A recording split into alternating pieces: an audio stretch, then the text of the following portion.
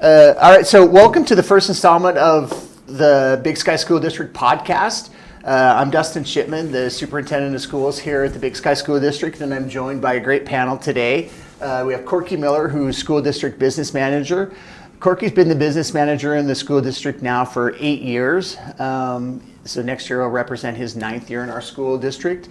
And on the couch, we have two of our trustees who also are representatives of our budget committee.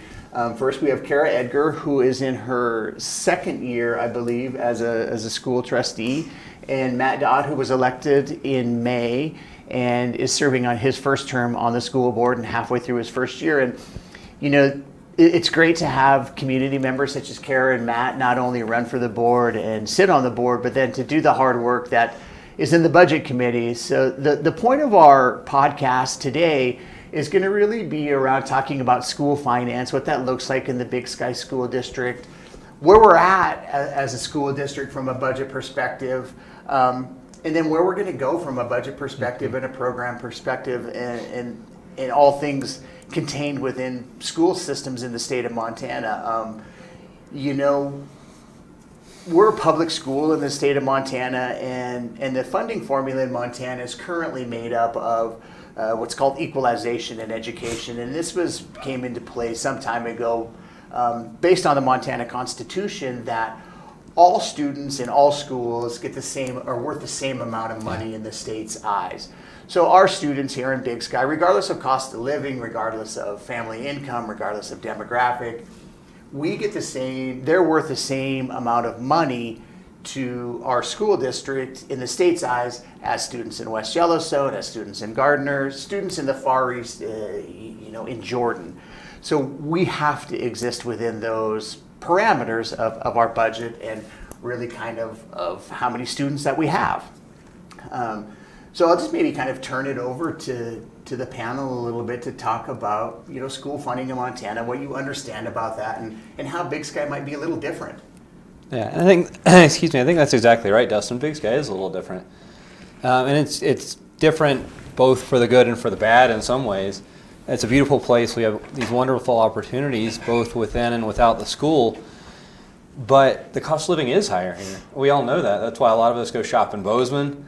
That's why a lot of our teachers and staff live in Bozeman or other places that are more affordable. And looking around the state, you mentioned Jordan and some of the eastern parts of the state, the cost of living is just lower there. And while I think it's important to value all kids at the same, they all have the right to a good education, and they all have the right to get that funding for their schools, but it doesn't take into account the disparate cost of living in different parts of the state, which I think is the problem with places like Big Sky and even West and up near Glacier and some of the other resort type areas. I would just add, as a community, I think we've been able to get, parents, businesses involved in the school to various degrees, whether it's helping with, passing of bonds, levies, getting people into the new STEAM building to physically see what, they've been contributing. But I was very surprised, as being kind of the new board member 2 years ago, some of the disinformation in terms of what the community knew. Why aren't we paying our teachers more? Why can't we, add this class or this activity? So I'm super excited about trying to have a conversation to get more information out there. I think it's really important to help build, culture within the school and amongst the community as well. Yeah, and I think great, thanks you guys. I think one thing, we've mentioned Jordan, so we'll just kind of stick with that thread as, kind of a smaller community in the state of Montana. We're governed also by the state of Montana, and these are the kinds of things you have to have. This is how many students you can have in a class. This is how many teachers you need to have for this student. These are the program offerings that you need to have. As part of your school district. And I would say, probably 85% of school districts in Montana grab those standards, and, they build their programming, and they build their facilities, and they staff their school based on those standards of Montana. And I just think, the board, previous boards and current board and community have done a great job of being really clear about what their expectations are for their school and their community and this community. And we've done a great job and had a lot of support in being able to exceed those expectations from a class size perspective, from an offerings perspective, from preparing our students for post-secondary outcomes perspective, regardless of what those outcomes are for the kid, right? There's the rule in Montana for us to be in good standing with the state of Montana is pretty big class sizes. What is the largest allowable class size? So yeah, the largest allowable class size, so we can break it down, right? They break it into 4 different sections. So at kindergarten, first and second, the maximum allowable class size is 20 students, but you can go up to 25 with a little bit of help. So that's kindergarten, first and second. Our current first grade is split into kindergarten, first and second are less than 12, 22. less than 12 apiece, split into 2 classes with a fully certified teacher in each group. Yeah. Third and fourth, that's 28 students. You can have 28 students Per teacher. per teacher, Okay. in third and fourth grade. So if you were running at maximum, that would be 56 students per grade level if you had 2 classes. Sure. And then from grades 5 to 12, it's 30 students per teacher. And then in the high school, there's an additional caveat of you can have up to 30, and a teacher can't see more than 150 students per week. Okay. We don't have any classes that approach that. Historically, we had one that kind of really pushed the envelope on that. But we've done a good job of being able to keep up. Enrollment was trending up, and keep these classes separate. And it's not just about meeting the accreditation standard. I think I can speak for the boards. Always had really high expectations of quality, and we know, as educators, the more students you have in a class, the more burdensome it becomes on the teacher to deliver high quality. Yeah. Well, and I think that's what the parents, expect and appreciate and want, and that's fine. I think myself as a parent, I like that we have small class sizes. I like that all my kids' teachers have known them, both within and without the classroom. They've coached them, they've seen them at events, they've participated in the community, and that's something that not every little town has. We're offering these opportunities, but I think Kara's exactly right. There's perhaps lack of education, and that's in part our fault as board members for not getting out in the community and letting folks know. We're trying to essentially run these private school numbers on a public school budget, and we're trying to offer these opportunities that you don't see in every school. Our STEAM Center, where we're sitting right now, is a great example. It's giving kids an opportunity to get into the trades or get into high tech or get into all these different fields and hit the ground running with marketable skills.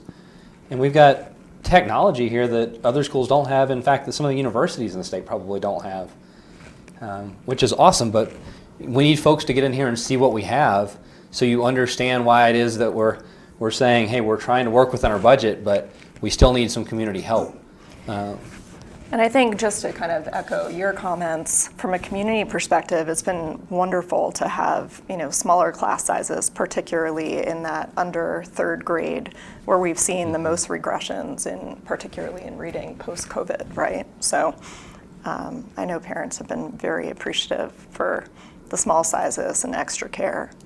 Yeah, and we can even kind of take that a step further, beyond just kind of class sizes, because when we start really talking about schools, or most people that aren't intimately involved with schools, we always think about teacher to student ratios, and is my student's teacher doing a great job day in, day out? Can we lessen that burden? But we're also well above the state standard in support services. The current standard for counselors in the state of Montana, even in the context of post-COVID and in the context of, kids struggling with social emotional learning, that standard is still 1 counselor per 400 students. So for our district, we only have 1 counselor under those standards. We would be required to only have 1 counselor, and right now we operate at 2 full-time counselors, right, for 395 kids. Yeah. Because again, we know, and the expectation is, and we know the more support services that we have for social emotional learning, the better the student's going to do academically for post-secondary outcomes. Yeah.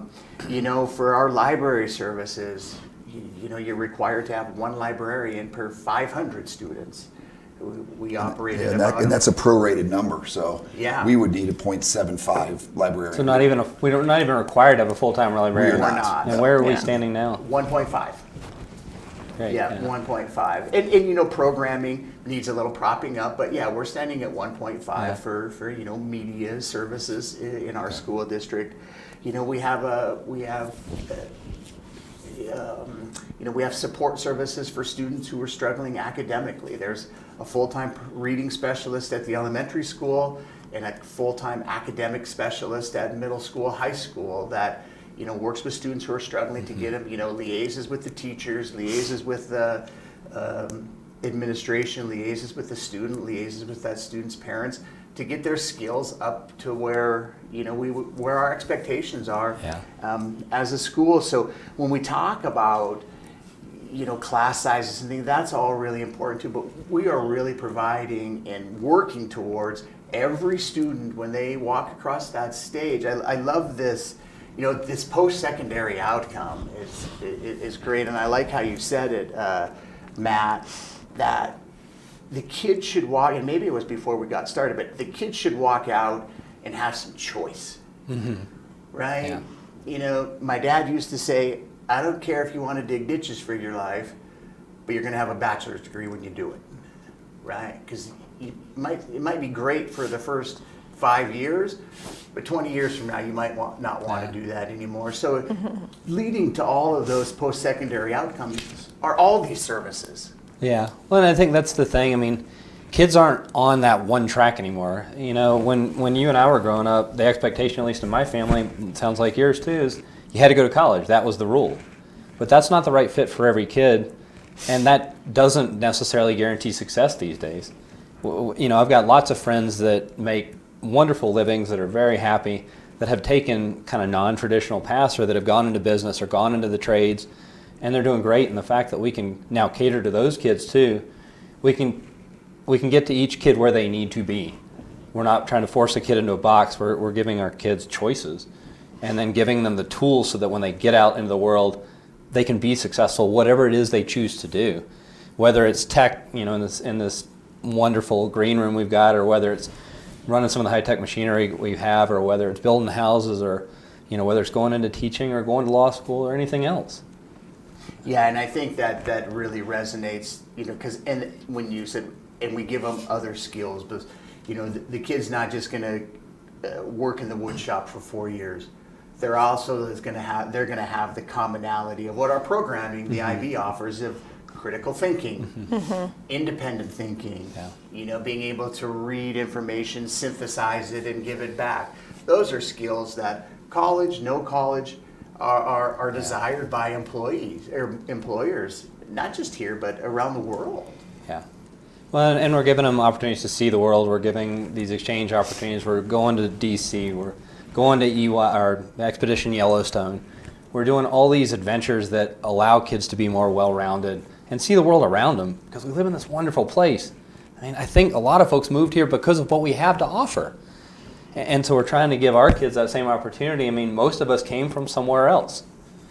And for good or for the bad, we brought our expectations with us. And I know there are parents who have very high expectations for their kids' education, and we're able to offer things that other public schools are not. But I think, like Kara said, and Dustin and Corky, that requires community involvement. It requires parents to help coach and help run shuttles to events, and to give money. These are all things, if we want to give our kids these opportunities, it has a real financial cost. And the state doesn't necessarily account for all those things because it's not part of the base standards, right? Right. Correct. You don't have to have a nice STEAM center, right? No. Don't have to do certain things that our kids and our parents expect us to do these days. Yeah, we don't have to have an IB program. We don't have to No. have robust counseling services. Yeah. And so maybe that's a nice kind of segue into, I'll ask Corky maybe to address kind of where are we at from a budget enrollment standpoint, and certainly the budget committee knows this just as intimately as anybody. Kind of where are we at right now? Where did we come from, and how did we get here? Well, I think that you started off the conversation today around funding and funding on head count. There's a couple other things that come into play. Native American students and a number of licensed teachers. We get a little bit of funding for that. But ultimately, it's the number of enrolled students. So that's our budget authority. And funding and budget authority being similar from the standpoint of we're not a revenue-based model. Once we have that dollar amount, that's what we can spend. And it gets real difficult to go above that with private money. So over the last few years, we saw enrollment climbing. In fiscal year 20, it was at 385 and 410. Last year it was at 430. This year we're at 395. So an 8% drop in enrollment means our budget authority next year is going backwards. Okay, and so is it a one-for-one? Is it we lose 8% of students, we lose 8% of the dollars coming from the state? Real close. So it's about $6,000 to $7,000 per student. And so as that number goes down, we lose chunks. As we're increasing expenses associated with curriculum and staffing and heating costs, propane, and inflation, so all in of our expenses are 2023. going up, but our income is going down as a direct result from student enrollment. And so just from and Carrie did a great job with this, but just from an infrastructure standpoint, it's colder here than it is in other parts of the state. It is. We're paying more to heat our buildings than other parts of the state are. But there's not a increased payment from the state, is there? No, it's the same operational budget when it comes to salaries, benefits, keeping the lights on, insurance. So even things like snow removal, I mean, we get more snow, for instance, than Bozeman does most years. That comes out of our general fund. Okay, and so even though Miles City gets the same amount of, or much less snow than we do, we're still having to pay for snow removal out of the same little pot of money. Bucket. Yeah. Okay. And again, I think this is something that I didn't understand before I got on the board. I didn't understand some of the limitations, and it's like, well, why do they keep asking for money? Why do they keep putting these levies out? And I'm going to give because I think it's important to give, but I think there is a lack of education, and we have done a poor job doing that. And I'm glad that I'm learning. I hope other folks are learning as well. Yeah, and for what I'll call above and beyond OPI education, whether it's theater, whether it's art, whether it's design tech. So can you say that again? There's no theater and art in regular OPI Typically, regulation? no. We don't And have that's to the have thing. an art program? We have 22, 24 11th grade students, and they have in their diploma group 6, they have art offering, theater offering, and tech offering. So those classes are 7 or 8 kids apiece or in a classroom, and so that it is exceptional learning, but it's also expensive. Yeah. And OPI, traditional state funding, is not going to cover that. That's why we use private funding to offset the balances, the deficit. And I think that's important for parents to understand, for folks like me to understand. If we want these opportunities for our children, and I think by and large we do, we have to help the school get there. We have to help by contributing our time, and we have to help by contributing our money. I mean, we can't just rely on the state to give us this when theater's not built in, when arts aren't built in, when tech isn't built in. And to put kids out in the world without a good tech education these days, you can't navigate the world without having a robust understanding of the tech around you. And I think for me, we moved here 4 years ago. That was so much part of what the brand of Big Sky was, right? So my kids would meet with other kids at camp, and they would say, well, during the year we get to go skiing, and we get to do these Broadway, events at the Wampac Center. It is such a big piece of our community and why people are here, and well, that segues into, very grateful. into what I'll call extracurriculars or athletics. All of that comes out of our operational budget also. So whether it's athletics or whether it's our food, lunch program, those run, I'll say at a deficit, but it's really the investment that we make for the kids. Yeah. And so when I started here, our athletic investment was $60,000. For all the programs. Yeah, now it's $200,000. Yeah. So as we've given the kids more, that's a greater impact to our general fund. Yeah. And so those are things that it's more expensive. Because we're still pulling from the same pool of money. Same bucket, yeah. So it's the same number of kids for more offerings, better lunch, better food, better programming. Yeah, same budget. And I think those, opportunities become the hallmarks of what people remember in their education and in their experiences, right? So getting to go to basketball playoffs and getting to travel and spend, the kids are excited about the game. They're not necessarily thinking that, it costs X, Y, and Z for the hotel room and the transportation. And so we've almost become, guilty of our own success in terms of attracting more students and growth within those activities. Well, and I think too, when you add these sports and the budget goes up, right? The board has the authority to add these sports, and the board is the governing body of the budget. We make those things work because it's the best thing for our kids, Yeah. right? That's the expectation of the right. trustees. The trustees have an expectation of me as the administrator of the district to make these things happen on behalf of our students, because that's ultimately what it's about. Yeah. And that's what the community wants. The board could say, no, we're not having these 3 sports, but that's not in the best interest of our students. No, And that's when right. you want to do what's in the best interest of your students, it comes with a price tag. So maybe I would just kind of ask any of you who would like to respond, how can we hear some real numbers? Like, what are some real numbers? Like, if we don't have enough money, can we just overspend and the state will make that up? Like, how do we make up these deficits that I keep hearing so much about? That's a good financial person kind of question right there, Dustin. We rely heavily on private funding in the forms of grants from the from Yellowstone Community Foundation, Spanish Peaks. Moonlight makes a sizable donation to our lunch program. We receive $30,000 of federal grant money in a year. It's pretty. I think our paperwork exceeds that and the amount of time we have to use. The PTO contributes a ton. They helped with. Last year was $190,000 towards staffing COLA stipends. And can you explain what the COLA is in case people don't understand? Over and above the contracted dollar amount, we paid most staff members a cost of living allowance as a percentage of their income. And it's modified slightly for some of the higher paid employees received a 4 to 6% stipend. Entry-level teachers received a 10% bump. And that just helps close the gap on cost of living. It's truly what it is, right? It's truly a helping cost to of living allowance. It's a cost of living allowance to help close the gap. The nice thing was it still goes into the retirement fund. It's still eligible for the teacher's retirement plan or the public employees retirement fund. So there's benefit there.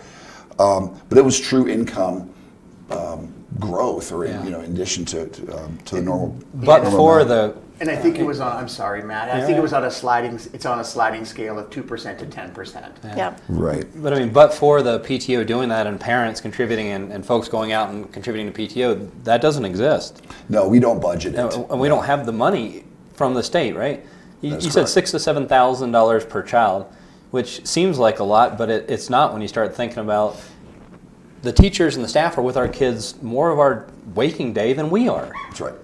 And we're only getting $6,000 or $7,000 for all the opportunities that the parents see, including the WAMPAC opportunities, including the tech opportunities, including the counseling in the library, things that other rural school districts don't have. They just don't have the community support, which is great, but we have to keep getting that community support. If it goes away, the state budget Right. doesn't cover that. That's right. And when you drop 35 kids out of your enrollment, Yeah. that's 3-4 teachers. And Dustin, to go back to your earlier question, no, the state's not going to make up our deficit or areas that we need to cover, right? Just like any other business, your business wouldn't be viable. So at the end of the year, we need to reach parity and get to a point where the board's comfortable, the school's comfortable, and we continue to do what's best for every student. Yeah, and we're fortunate, also in the community. And Corky mentioned the local foundations. Yellowstone Club Community Foundation is probably around 150 to 200,000 a year. Spanish Peaks, it varies, but they've been a significant funding partner. Moonlight has been a significant funding partner. We also have the ability to raise money in a tax credit situation, and we've been able to take advantage of some of those opportunities. But still, at the end of the day, in this current school year, we're going to be looking at supplementing what the state gives us to the tune of probably somewhere between $600,000 and $900,000, which is a lot. Yeah. And it's back to the things we've been talking about. But I mean, it is a lot of money. There's no doubt about the fact that it's a lot of money. But again, I think you said it. It's our kids have these opportunities, and we're looking out for their best interests. And they have opportunities and experiences. And even food that other kids don't have. I mean, shoot, when I travel, I brag about our lunch program. You know, they get Mr. Gann's bison chili on Fridays, and Mr. Gann's is a teacher who raises bison on the side and brings, you know, the kids get to eat that. They have salads, they have, you know, king cakes at Mardi Gras, and they have curry that's homemade, you know, for 400 kids. That's amazing. Yeah. And it gives them the fuel they need to be successful, and it takes some of the weight off the parents, like me, that I don't have to make food for my kid in the morning. But as you say, that comes at a cost, and it comes at a cost that I think we as parents need to help pick up. Yeah, and I would just add on to the food, you know, we're probably one of the only school districts in the state of Montana whose faculty and staff get a free lunch, Yeah. if they so desire. On a daily basis, they get a free lunch. But again, that comes at a cost, Yeah. right, at every meal. You know, I think it's kind of also important, I think, Corky, you said the number was 34. What's that for? Down Yeah, 30. enrollment decline. Like that would be easy if all of a sudden 34 first graders left. They could go, oh, okay, we can kind of take care of first grade. But if you have 34 dispersed over, you know, 12 grade levels on an average of, you know, just slightly less than 3 per grade level, it's challenging to adjust programming much when really you're seeing a big decrease in dollars, but not a big decrease operationally, class by class, you know, in class sizes. Because we're not just able to shut down a class and say, okay, we'll just do one section of first Right. grade versus 2. We're losing a couple of kids per class, and if we want those classes to still stay small, Right. you know, we have to pick it up somewhere. Yeah, and the difference between 15 and 12 Yeah. is, Yeah. you know, or 15 and 26. Yeah. Yeah. Well, there was a point earlier we talked about the accreditation standard. If it goes over, that doesn't mean it has to be split. So if a standard's 20 and there's 21, what is it? It'll be 1.5 hours a paraeducator per one child. So we do have the ability to take that up to 25 or 26 without splitting. Right, but that's not what our parents are asking for. That's right? right, No. and it's not good for the Yeah. kids. And that's not what we want. No, Yeah, that's so we split it in half with 2 certified teachers. Yeah, well, and I think you look at some of the parents like me that have come from somewhere else, and we have expectations we bring with us about what our schools were like back there, or in New York, or California, or Texas, or wherever I came from, Georgia. And yeah, Georgia is a little slow, but you know, I went to a smaller school, and we had this expectation that our kids could do the same thing, and that's great. But for parents to expect that same private school treatment on a public school budget, and just say, well, I don't have to pay anything because it's covered by taxes, that's not necessarily right. That's right. It's not the same experience, but for parents in the community, like the foundations, coming together and helping. And that's the only way we make this work. And if we don't have that continued support, and frankly, grow our support, you know, we're going to stagnate or start moving backwards, you know, back towards the standards versus what we are able to offer our kids now. Right. Yep. Yeah, I would agree. And you know, because at the end of the day, there is a difference between a small school and a really good small school. Yeah. Right. And I think we have a really good small school, you know, public school in the state of Montana. Yeah. And I think it's also important for the community to realize, you know, everyone got tax, you know, increases this year for property taxes mailed to them. And everyone thinks that all of those dollars stay in Big Sky. So whether it's BizRad talking about wellness districts or, you know, us talking about school equalization, all of the Big Sky tax dollars don't stay in Big Sky. So our dollars do leave to go support other rural towns as well and communities. But I think getting that message out so that people don't feel like, wait, we have already given the school all of this money, or we have directed this money towards the hospital and Big Sky. They don't necessarily realize that they're also supporting other areas as well. Well, That's true. And when you look at your tax bill, the really important thing on that particular tax bill, when you see the school district on there, that doesn't support operations. Yep. A very a minutia of that supports operations. That supports facility, really, and that's almost it. You know, and so part of that would be the teacher housing project. That you would see a little bit on your tax bill.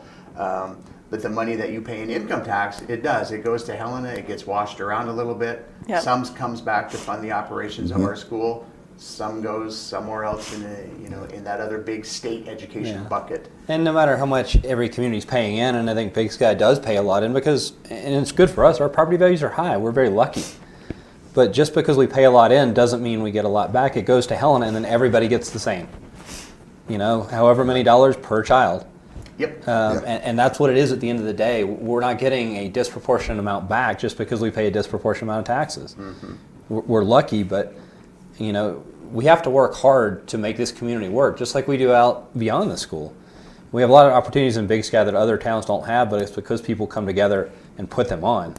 It's because we work together as a community, and frankly, I think that's good to teach our kids. They need to contribute, or we want them to contribute as adults. And how do we do that? By giving them all these tools, by giving them all these opportunities. My 9th grader participated they did a town Christmas stroll this year, and it was, great work. The chamber had donated a whole bunch of hot chocolate and snacks, and the 9th graders were out there handing out hot chocolate, trying to raise money for their trip to DC next year, which is, an amazing opportunity, but it's $1,500 a student to get to go on the Washington trip. So, it's been great to see the students out there raising money. The PTO just supported that trip in a fabulous way. But it is nice to have this kind of year-long stretch of saying, this is the expectation of where we need to get to. This is where we are now, and there is a big gap in between. So how do we give every child that opportunity to get there? Right. Great. Well, I think we've covered a lot. And certainly I would just ask for maybe some closing remarks from the board members and from our business manager, and we'll look forward to episode 2. I would just start by, again, 2 years into this, I'm so grateful for particularly Corky, kind of your leadership. This has been, I've worked in finance for 20 years, and it was a big, deep dive to get to know, here's the Montana Constitution, here's what we do in Big Sky, this is how the numbers work. Every time we're at a budget committee, I'm still learning. So thank you for being here and for that guidance. And I think we view our job to try to maximize every public and private dollar that we possibly can to best support the administration, the teachers, and at the end of the day, every single student that's here. So would appreciate any feedback or creative ways to get out there and keep fundraising and come and ask us questions. get community support. I wasn't in finance for 20 years. I'm not as smart as Kara is at this stuff. I had to ask a lot of questions, and I had a lot of questions coming in. I know other parents have questions because they're asking me, but go approach Kara, go approach me, Matt Jennings, Lauren Bow, the other board members. Go ask these questions. Chief Seth Barker's out in the community as well. Ask us questions, and we will tell you the best answers we have. And if we don't have the answers, then we're going to turn to Corky and we're going to turn to Dustin to get some more information, and we'll come back and help give you those answers. Because I think parents are right to say, why do we need to pay more? Don't my taxes do this? And the answer is no. It doesn't do what we offer.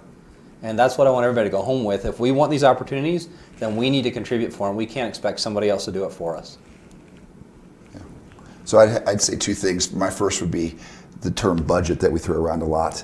Your household budget, you have, food or dining and vacation and all these buckets that you move around. And if you don't spend money on your food bill, you might use it for going out. The school budget doesn't work that way. We have transportation budget, an operational budget, and adult ed. And once those buckets are set, we can't move them around. Those dollars are, and whether the board or the state sets those limits, they're expenditure limits. We can't increase those revenue amounts. So we have to live within the money we have. And finding ways to use private dollars to offset those expenses is difficult. Yeah. So that would be the first thing.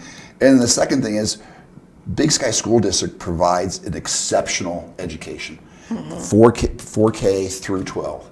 Yeah. It is very expensive. But I do believe it's possible to continue it. I think the community can help make that possible, and I think the community wants to make it possible. Yeah, that's right. That'd be it. Yeah, and I mean, my closing comments would just be, you know, in 8 years, this is my 9th school year here, and, you know, in 8 years, we've increased about 30% in student population, even at today's number.